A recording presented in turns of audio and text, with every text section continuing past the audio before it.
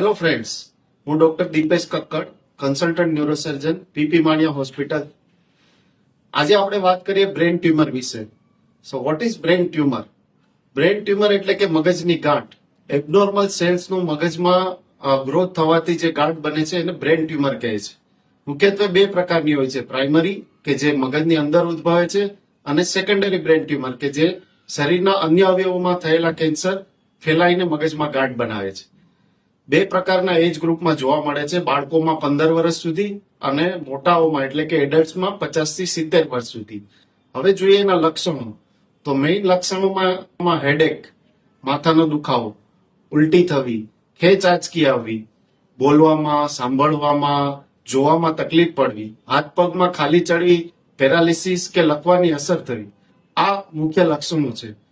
નિદાન કઈ રીતે થઈ શકે? તો કન્સલ્ટન્ટ ન્યુરોસર્જન પાસે જઈ ન્યુરોલોજીકલ અસેસમેન્ટ કરાવીને જરૂર પડે તો કોન્ટ્રાસ્ટ એમઆરઆઈ બ્રેન કરાવીને બ્રેન ટ્યુમરનું નિદાન થઈ શકે છે.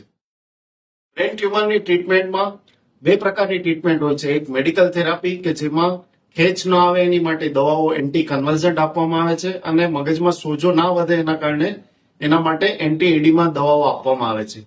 મેઇન ટ્રીટમેન્ટ છે બ્રેન ટ્યુમરની સર્જરી એટલે કે ઓપરેશન, ક્રેનિયોટોમી અને ટ્યુમર એક્સિઝન.